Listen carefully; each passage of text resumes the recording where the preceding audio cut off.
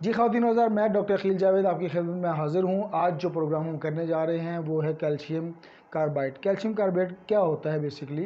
जो लोग हमारे चैनल पर नए हैं, इनसे गुजारिश है कि हमारे चैनल को सब्सक्राइब कर दें और अगर वीडियो पसंद आए तो लाइक ज़रूर कीजिएगा। इसके बाद शेयर ज़रूर कीजिएगा क्योंकि दूसरों का भला हो सके, और एंड में बेल आइकॉन ज़रूर दबा दीजिएगा। तो चलते हैं प्रोग्राम के बकाया हिस्से की तरफ। ये एक गैस होती है जो कि बेरंग गैस होती है। एसिटिलेंस इस गैस का नाम है। तो इससे ये जनरेट होती है और ये काम क्या आती है? वेल्डिंग के आप अगर लोगों को देखें तो नॉर्मली वो इससे वेल्डिंग का काम कर रहे होते हैं।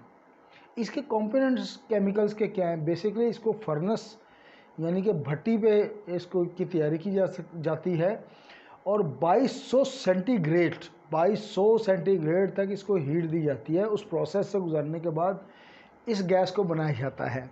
इसके कंपोनेंट अब आप अंदाज़ा कर लें कि कितनी गर्मी दी जाती होगी इस गैस को। उसके कंपोनेंट क्या क्या है? उसमें बर्nt लाइम सबसे पहला कंपोनेंट है। ये ख़ास किस्म का चूना होता है जो जला हुआ चूना होता है। इसकी पिक्चर आप अपनी स्क्रीन पर देख सकते हैं। तो एक तो इसमें ये इस्तेमाल होता है। उसके अलावा कोक, वो बोतल वाला कोक नहीं है, ये भी एक चूना होता है। ये काले कलर का बेसिकली चूना होता है, ज़रा रंगत इसकी ज़्यादा काली होती है। इसके अलावा एंथ्रासाइट एक और कोयला होता है, लेकिन इस एंथ्रासाइट कोयले में कार्बन के कंपोनेंट्स बहुत ज़्यादा होते हैं। तो आप देखेंगे ये केमिकल्स कितने ख़तरनाक हैं और कितने जहर भरे केमिकल हैं। तो अगर ये खुदा न खास्ता इंसानी मैदे में मुंह के रास्ते जाएंगे तो ये कितना नुकसान कर सकते हैं। तो आप जब भी मैंगोज़ खाएं, ठीक है सीज़न है, बहार है, खाने चाहिए, लेकिन कोशिश करें कुछ जो नेचुरली पके हुए मैंगोज़ हैं वो खाए जाएं, बजाय इसके कि ये जो कैल्शियम कार्बाइड से इनको पकाया जाता है वो खाए जाएं। अगर आप बंद आम की पेटी लेंगे ना तो आपको छोटी छोटी गुठलियाँ या थैलियाँ मिलेंगी। ये स्क्रीन पे आप उसकी तस्वीर देख सकते हैं। तो वो यही कैल्शियम कार्बाइड होते हैं। बेसिकली उसको पीस के रखा होता है ताकि आम पक जाए। पीछे ये जो फसल आती है बाग से, कच्चे आम तोड़े जाते हैं और रास्ते में चूँकि गर्मी की वजह से ख़राब ना हो जाए तो फिर स्टोरेज में ला के उसके बाद उसमें वो थैलियाँ डाली जाती हैं जब वो फ़रोख्त होने के मतलब मरहले में आते हैं। तो बराए करम कोशिश करें कि नेचुरल पके हुए आम खाएं। अगर ये मुमकिन नहीं तो इसको अच्छी तरह धो के खाएँ कि ताकि कम से कम ये जो कैल्शियम कार्बाइड है ये आपके मैदे में न चले जाएँ। जब मैदे में जाएंगे तो होगा क्या? सबसे पहले अल्सर का मसला हो सकता है।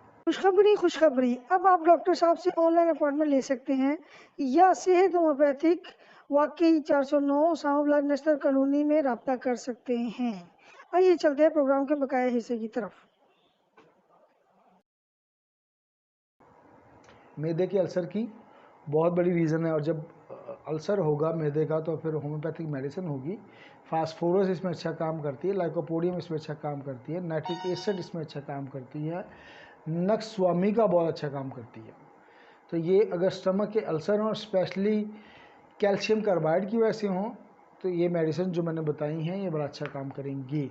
वैसे तो चाहिए ही, बीइंग एन होम्योपैथ हमें चाहिए कि कैल्शियम कार्बाइड का हम जनाब मदर टिंचर लें और उसको उस पोटेंटाइजेशन के अमल को गुजारने के बाद उसकी पोटेंसी बनाएं और फिर उसको इस्तेमाल करें। फौरी ये मसला हल हो जाएगा, लेकिन इतनी मेहनत करेगा कौन? यही तो हमारा अलमिया है। बहरहाल आते हैं अपने मौजू की तरफ वापस। अगला जो मसला इससे हो सकता है कि अगर ये केमिकल मैदे में चला जाए तो न्यूरोलॉजिकल या नर्व्स के इश्यूज हो सकते हैं। तो जहाँ नर्व्स की बात आएगी, काली ब्रोमियो मेडिसन और काली फास्ट मेडिसन 3x या 6x में दोनों इस्तेमाल करवाई जा सकती है, बहुत अच्छी मेडिसन है। इसके अलावा अगर ये केमिकल मैदे में चला जाता है तो मेमोरी लॉस भी हो सकता है। तो मेमोरी लॉस में एनाकार्डियम बहुत अच्छी मेडिसन है, इसको आप यूज़ करें। मेमोरी लॉस आपको पता है कि शॉर्ट मेमोरी या मेमोरी लॉस हो सकता है, उसमें एनाकार्डियम बड़ा अच्छा काम करती है। एक और मसला हो सकता है हाइपोक्सिया। हाइपोक्सिया बेसिकली है कि इंसानी ऑर्गन्स में और टिश्यूज़ में जब ऑक्सीजन की ज़्यादती होती है, तो कमी होती है ना, ये ज़्यादती हो जाती है इस केमिकल की वजह से।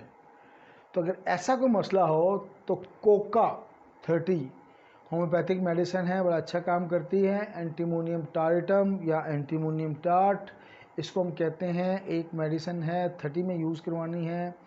एंटीमोनियम टार्ड का जो पेशेंट होगा उसकी ज़ुबान थोड़ी सी सफ़ेद होगी, इसको देखें 30 में यूज़ करवाएं, इंशाल्लाह ताला बेहतरी आएगी। इसके अलावा एक और मेडिसिन है उस एस्पिडोस्पर्मा 30 में यूज़ करवाइए, ये भी हाइपोक्सिया में बड़ा अच्छा काम करती है। तो ख़वातीन व हज़रात, ये था हमारा प्रोग्राम। मैं डॉक्टर अकील जावेद, आपकी कमेंट का इंतज़ार रहेगा। अगर आप मुझसे रब्ता करना चाहें तो व्हाट्सएप पे पैगाम छोड़ दें, वॉइस नोट छोड़ दें, इंशाल्लाह जैसे फ्री होऊंगा आपको रब्ता कर लूँगा। बाज़ औक़ात मसरूफ़ियत की वजह से कॉल अटेंड नहीं होती, तो आप व्हाट्सएप पे हमसे रब्ता कर सकते हैं। 409 उसामा ब्लॉक सेहत होम्योपैथिक क्लिनिक के नाम से हम काम करते हैं, नेशनल कॉलोनी लाहौर में। Thank you.